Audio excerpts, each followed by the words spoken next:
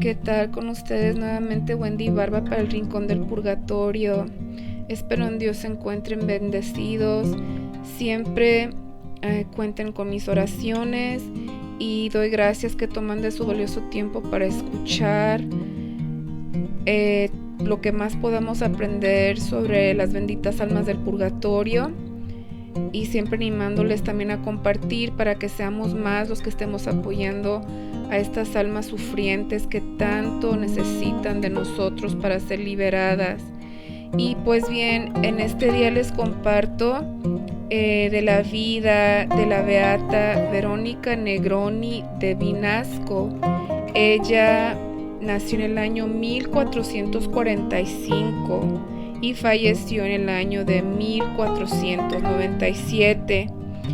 Su vida fue una vida llena de sucesos sobrenaturales. Con frecuencia se le presentaba su ángel custodio, el cual que durante mucho tiempo le trajo cada día un pan celestial para alimentarse, sin necesidad de alimentos materiales. Le dio la comunión y la llevaba en éxtasis a visitar muchos lugares donde vivió nuestro Señor Jesucristo, e incluso la llevaba al cielo para asistir a las fiestas que ahí se celebraban, en las fiestas de los santos de cada día. Y ella pues por su parte ofrecía a Jesús todos sus sufrimientos por la salvación de los pecadores y la liberación de las benditas almas del purgatorio. Nuestro Señor Jesús también se le apareció muchas veces. De él inclusive venía personalmente el darle la Santa Comunión, y otras veces le hacía sentir momentos como si estuviese en el cielo al abrazarla o besarla con cariño de esposo. Ella fue un ejemplo para todas sus hermanas de la comunidad, y Dios nuestro Señor le concedió algunos carismas especiales, tales como fue el don de profecía, bilocación, levitación, éxtasis, conocimiento sobrenatural y sobre todo el don del amor. Su cuerpo estaba tan caliente que ella decía que parecía que estaba a la boca de un horno y que de su boca salían llamaradas de calor, pues eso era el amor de Dios que la quemaba por dentro. ¡Qué maravilloso!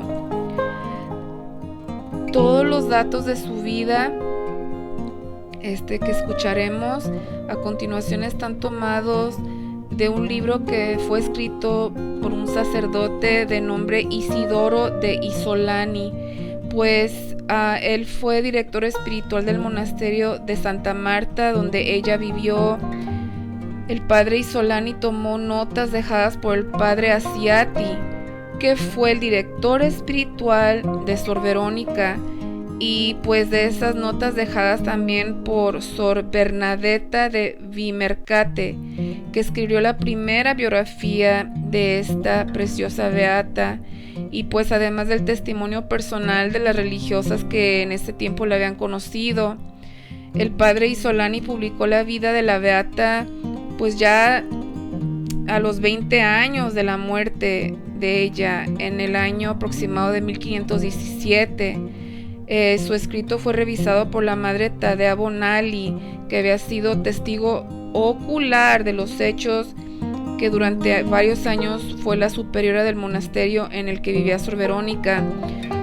Esto quiere decir que los datos que se escribieron sobre la vida de esta Santa Agustina pues son totalmente confiables, por haber sido basados en Sor Benedetta y en la revisión de la madre Bonali, pues que fueron testigos fieles directos de estos hechos que se vivieron en derredor de esta maravillosa santa.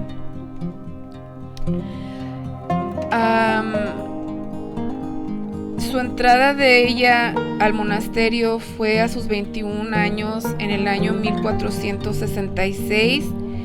El día de la vestición del hábito le cambiaron el nombre de Giovanna por el de Verónica, y fue encomendada a Sor Marta, que era la maestra de las hermanas conversas no coristas. Verónica se afanaba mucho en la meditación de la pasión de nuestro Señor Jesucristo y destacaba mucho por su humildad y obediencia a la superiora y a la maestra. Padeció durante 4 años seguiditos fuertes dolores de estómago. Por la noche debía salir del dormitorio común para no inquietar a las otras con sus suspiros y gemidos por sus fuertes dolores. Sin embargo, a pesar de que a veces no dormía nada, por la mañana iba a la capilla, como si hubiera dormido bien, y aunque la superiora la dispensaba de ir temprano a rezar, ella no quería excepciones. Seguía a la comunidad en todos los actos comunes y con permiso del confesor, que inclusive le permitía ayunar en días no impuestos por la regla, pero lo hacía evitando que las demás se dieran cuenta para evitar excepciones. Con frecuencia, Jesús la alegraba con éxtasis que la hacían vivir momentos de cielo. En ocasiones sucedían delante de sus hermanas a pesar suyo, pues no quería llamar la atención. Algo digno de mención es que su angelito custodio se le presentaba con mucha frecuencia, especialmente cuando tenía éxtasis para guiarla y muchas veces explicarle los misterios de Dios. Cuando su maestra Sor Marta cayó enferma, Verónica la cuidó día y noche hasta que murió.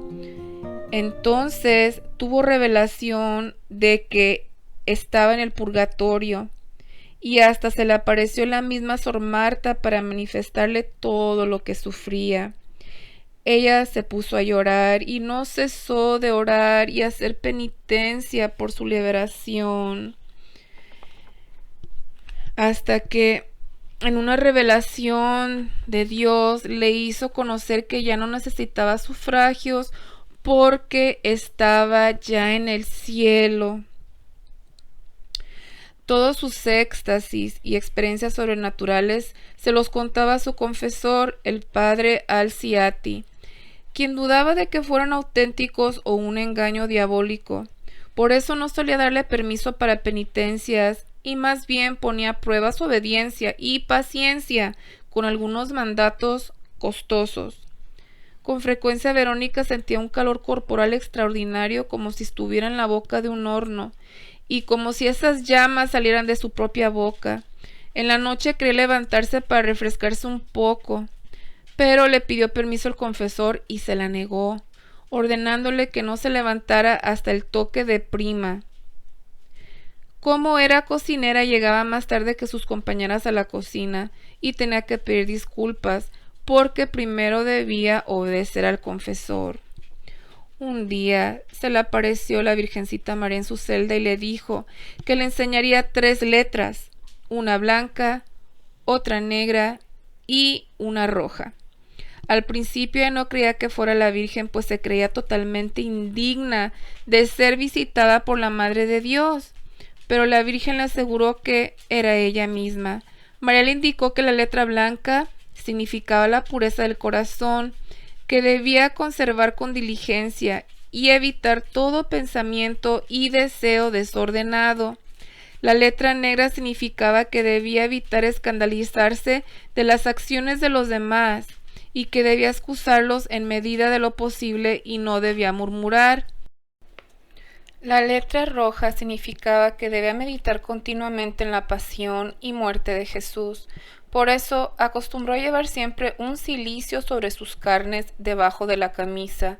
María le manifestó: con estas 3 letras te basta para salvarte. Como hermana conversa, Verónica tenía por oficio pedir limosna para el convento en la ciudad de Milán o en otros pueblos cercanos. También cuidaba las gallinas, hacía la comida para la comunidad y sobre todo cuidaba a las enfermas. Todas las tareas más humildes del monasterio las hacía ella con las otras hermanas conversas, mientras las hermanas coristas se dedicaban especialmente a rezar el oficio divino y a otras tareas más importantes, porque Verónica no sabía ni leer ni escribir. Un día estaba el sacerdote celebrando la misa y Verónica se distrajo mirando a una hermana. Acabada la misa, se le apareció el ángel y la reprendió severamente por esa falta. Ella estuvo llorando 3 días y 3 noches por ese pecado.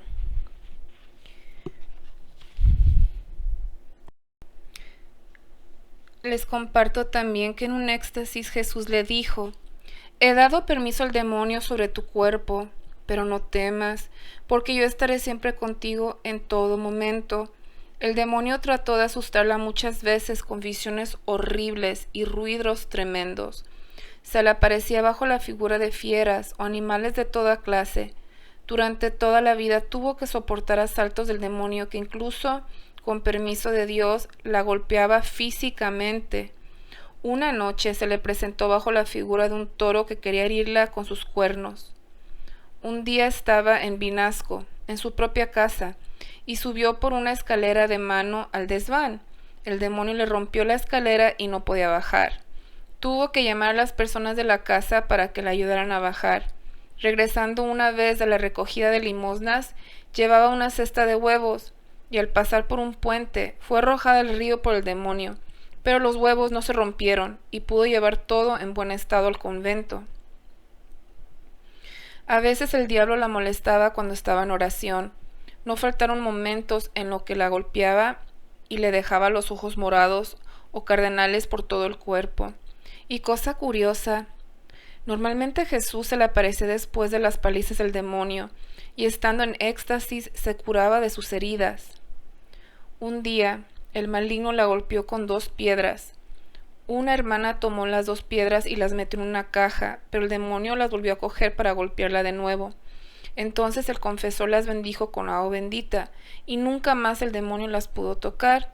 Estas 2 piedras se conservan en el convento para perpetua memoria de los golpes del demonio. Otro día su ángel custodio le dijo: Prepárate para sufrir, porque el demonio te va a hacer sufrir esta semana. El miércoles, mientras oía la misa, el ángel de nuevo le manifestó: Mañana será el día de los golpes del enemigo. Ciertamente el demonio la golpeó hasta dejarla medio muerta, inmóvil en el suelo. Con mucho esfuerzo pudo echarse en la cama. Al día siguiente algunas hermanas fueron a visitarla en su celda, pero no sabían cómo ayudarla. Se fueron a misa y al regresar la encontraron en éxtasis. Este éxtasis duró 7 horas. Al volver en sí, la superiora le preguntó sobre su experiencia y ella le explicó que había sido llevada al paraíso y vio muchas procesiones de santos y santas de quienes se celebraba ese día su fiesta. Su ángel le dijo el nombre de ellos, pero de algunos ya no recordaba su nombre. Aseguró que el ángel la llevó ante el Señor, que con cara alegre le dijo: Debes saber, hija mía, que cuando recibáis golpes era el momento en que mi madre lloró por mi captura. Ella se quejó a Jesús y le dijo: ¿Dónde estabas cuando era golpeada por el demonio? ¿Por qué me dejaste sola? El Señor le respondió: Yo estaba contigo. De otro modo no hubieras podido soportar los tormentos. Eras golpeada solamente en la medida que yo lo permití, pues el poder del demonio depende de mi voluntad. Una de las enfermas estaba en la agonía y se reunieron todas las hermanas en la celda del agonizante para orar por ella. También estaba ahí Verónica y vio con los ojos del cuerpo al demonio tentar a la enferma y al ángel custodio de la enferma defenderla del maligno. El demonio la tentaba queriéndola desesperar y le traía a la memoria todas las faltas de desobediencia o faltas al silencio o de las murmuraciones. Pero su ángel a cada acusación respondía: Ella lo ha reconocido y se ha confesado sinceramente. Y a estas respuestas el demonio quedaba mudo y confundido. Mientras discutían así los espíritus, llegó el alma al último momento, y el demonio se esforzaba más para llevarla a la desesperación. Pero al fin, Verónica solo vio al ángel, porque el demonio había desaparecido, y así reconoció que se había salvado. Después de 5 días murió también la otra enferma llamada Clara, y también Verónica vio la discusión entre ambos espíritus, pero no tan violenta. En un cierto momento las hermanas creyeron que ya había fallecido, pero Verónica le dijo al oído a la madre vicaria: Todavía no está muerta. Y al poco tiempo la agonizante abrió los ojos, hizo algunos movimientos y expiró. Cuando le preguntó la madre vicaria cómo había reconocido que no había muerto, respondió: yo veía a la Virgen María y a su ángel custodio estar allí esperando para expirarse, porque todavía no había muerto. En la noche siguiente Verónica tuvo revelación de que se había salvado y que solo debía estar un tiempo en el purgatorio por alguna falta de contrición en su última confesión. Decía nuestra santa que en esa y en otras ocasiones había visto que el demonio temía mucho la bendición y la aspersión con agua bendita, que suele hacer el sacerdote sobre los moribundos, pero sobre todo temía la sincera confesión sacramental, y añadió que muchas almas, a pasar de las muchas indulgencias, sufrían bastante en el purgatorio por no haber tenido en la muerte la debida contrición de sus pecados y por no haber hecho el respectivo propósito de enmienda. También les comparto que un día fue llevada por el Señor y muchos ángeles al infierno, y vio los oscuros calabozos, donde los infernales demonios atormentaban a los miserables encarcelados con diferentes tormentos. También vio los tormentos de los religiosos condenados.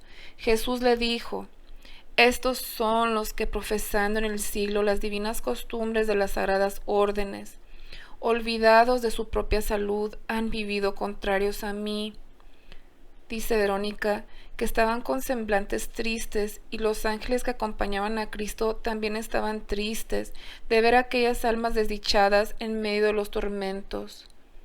Allí vio a una religiosa, y Jesús le dijo: esa es el alma de aquella infeliz religiosa que tú por algún tiempo conociste. Tantos y tales tormentos padece por el vicio de la murmuración, de que nacían tantos pleitos entre las religiosas de tu convento, y principalmente padece porque ponía su maldita lengua en los superiores. Jamás quiso confesarse y borrar su pecado por medio de la confesión, y así murió impenitente, condenada a una eternidad de penas y tormentos.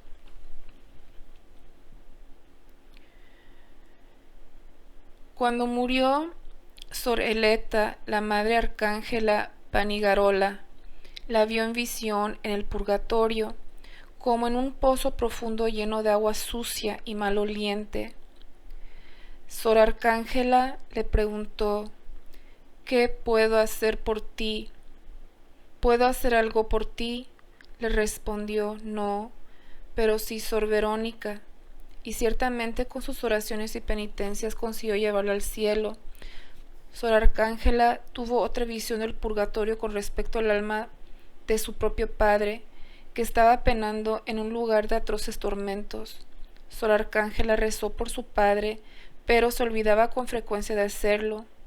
Un año, en el día del aniversario de los fieles difuntos, Sor Arcángela fue llevada por su ángel al purgatorio, donde vio a su padre, que le dijo, lamentándose: hija, ¿cómo te has podido olvidar de tu padre y lo has dejado tanto tiempo penar tan horriblemente? Tú has tenido mucha caridad con otras almas, a muchas de las cuales he visto subir al cielo, y no has tenido piedad de mí. Ella comenzó a llorar, prometiendo orar mucho por su padre. Su ángel la llevó a otro lugar y él le preguntó: ¿por qué muchas veces quise rezar por mi padre y me olvidaba? El ángel le dijo: Dios ha permitido tu falta para curar las faltas que tuvo tu padre en procurar su salvación.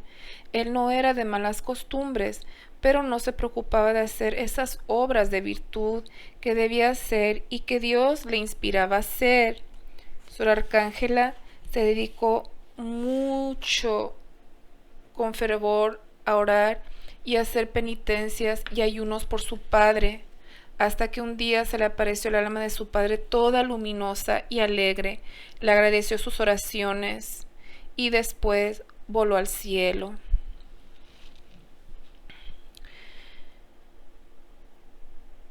En el convento de Santa Marta vivió también Sor Jacinta, que durante 30 años sufrió de tuberculosis con abundantes vómitos de sangre que le hicieron ejercitarse mucho en la paciencia. Ella vivía aparte de las demás religiosas para evitar contagios. Sor Jacinta llevaba una vida de verdadera ermitaña, dedicada a la oración y penitencia. Nunca dormía en su cama, excepto los 2 últimos días de su vida. Murió el 22 de enero de 1478, y al morir se oyeron en el monasterio cantos de ángeles. Las religiosas quedaron maravilladas, pues nunca la habían considerado una santa. Una religiosa de gran oración, llamada Sor Mónica, recibió una revelación de que Justina había sido recibida en el cielo en el coro de los mártires, aunque no había dado la vida por la fe, porque toda su existencia había sido un continuo sufrir con paciencia por la salvación de los demás. También nuestra Verónica tuvo la gracia de ver a Sor Justina en el cielo con la palma del martirio. A los 3 años de su muerte, cuando fueron a enterrar a una religiosa difunta en el mismo lugar donde estaba el cuerpo de Sor Jacinta, salió sangre viva de la cabeza de la misma, como si Dios quisiera dar testimonio de su santidad. Cuando Verónica recibía la comunión, Dios le concedía la gracia de ver con sus ojos corporales a 2 ángeles, que con sus incensarios de oro echaban incienso, mientras el sacerdote daba la comunión. También veía que había una inmensa cantidad de ángeles rodeando el altar cuando el sacerdote celebraba la misa. El día del Corpus Christi de 1487 vio al niño Jesús sobre el altar delante del sagrario. Al año siguiente, 1488, el día del Corpus Christi, vio a Jesús con sus ojos corporales, vestido de blanco y acompañado con un numeroso ejército de ángeles. Se paseaba por el altar y entraba y salía del sagrario. Esto duró los 8 días de la octava. ¡Ay, qué maravilloso todo esto que estamos escuchando! ¿Les parece? Y bien, en el año 1496, el día de la fiesta de la Ascensión de Jesús a los cielos, Verónica tuvo mucha fiebre acompañada de tos. Vomitaba sangre y las hermanas tuvieron miedo de que estuviera al final de sus días. A los pocos días los médicos la declararon tuberculosa. En poco tiempo se agravó y pidió los últimos sacramentos. Las hermanas, para contentarla, se lo concedieron. 5 días antes de su muerte predijo el día y hora de su muerte el confesor, diciéndole: Padre, de aquí a 5 días y a la hora de las completas pasaré a la otra vida. Y así fue. A la hora y día predichos, mudó de color y entró en agonía. Le rezaron las oraciones de los agonizantes, y antes que tocase el segundo toque para completas, murió. Era el 13 de enero de 1497. Tenía 52 años de edad y 30 de su entrada en el monasterio. Todas lloraron como si hubieran perdido a su madre, y lo extraordinario fue que el rostro de Verónica, que antes de morir estaba macilento por sus continuas penitencias, quedó bello y resplandeciente. Su cuerpo fue expuesto en la iglesia durante 5 días para devoción de tanta gente que quería verla. Y observaron otro prodigio, que además de la sobrehumana belleza de su rostro, todo su cuerpo se mantuvo flexible e incorrupto, como si estuviera aún viva. El vicario general oyó los milagros que contaban los interesados: cojos, mancos, tullidos y otros sanados de distintas enfermedades que estaban con perfecta salud.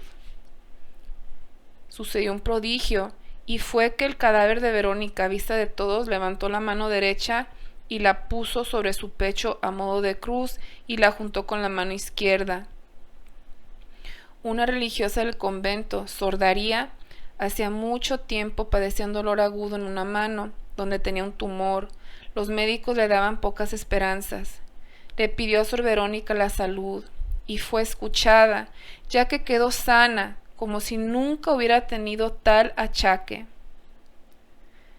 Después de su muerte fueron transcritos 23 milagros, bien certificados por las autoridades religiosas.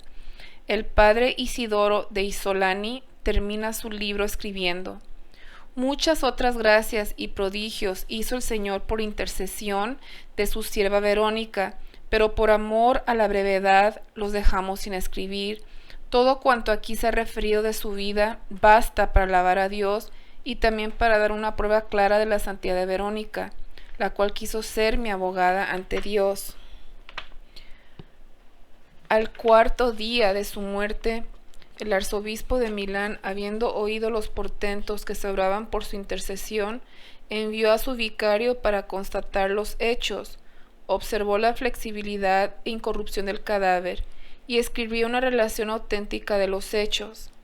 El arzobispo envió al capítulo metropolitano para celebrar con solemnes pompas los funerales, y sus restos, puestos en un ataúd de madera, fueron cerrados y puestos sobre un altar. Ahí estuvo durante 22 años, hasta el año 1519. En este año se construyó una nueva iglesia y fue trasladado su cuerpo y enterrado debajo del altar del coro donde rezaban las mismas religiosas. Cada año se celebraba su fiesta el 15 de enero y se exponía su imagen. Sus reliquias eran veneradas por el pueblo. El Papa León X, a los 20 años de la muerte de Verónica, aceptó su culto público y el 15 de diciembre de 1517, con un breve apostólico, permitió su culto, de momento solo para su monasterio de Santa Marta, y por el breve del 11 de octubre de 1519 lo extendió a todos, como si hubiera sido beatificado oficialmente. En el martirologio agustiniano fue incluida un 28 de enero, a pesar de que murió el 13 de enero, y en su monasterio la fiesta se celebra el 15 de enero. Cuando su monasterio fue suprimido, sus restos fueron trasladados a la parroquia de su ciudad natal de Vinasco. En casos de enfermedades, la gente del pueblo acude a la parroquia para prender velas o llevan ropa para tocarlas con su tumba y sean bendecidas por la beata. Y pues bien, después de haber escuchado estos fragmentos de la vida de la beata Verónica de Vinasco, podemos decir que Dios es maravilloso y para glorificar a los santos es capaz de hacer cosas humanamente increíbles.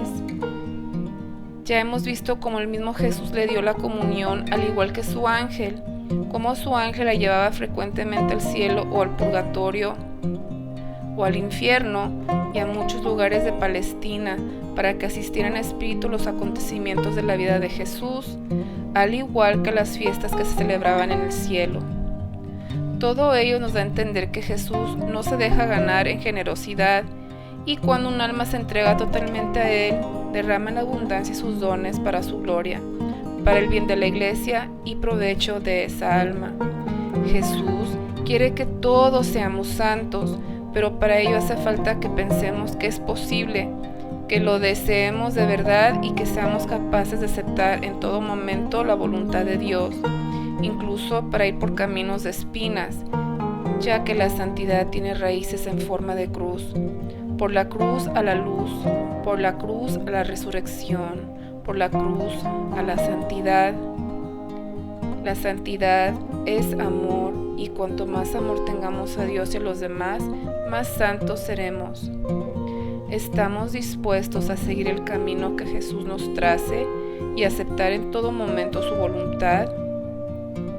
Pidamos esa gracia para seguir el camino que nos lleva a la santidad. Que seamos santos. Es lo que quiere nuestro Señor Jesucristo para todos nosotros. Los dejo con toda esta información para que podamos reflexionar sobre todos estos dones tan maravillosos de esta gran mujer que nuestro Señor le dio tantos dones, y le pedimos a la beata Verónica de Vinasco que ruegue por todos nosotros y que siga siendo intercesora por todos los que padecen en el purgatorio. Espero en Dios poder compartir con ustedes prontamente. Que Dios los resguarde, los bendiga y a sus familias. Espero compartir prontamente. Paz y bien, hasta muy pronto.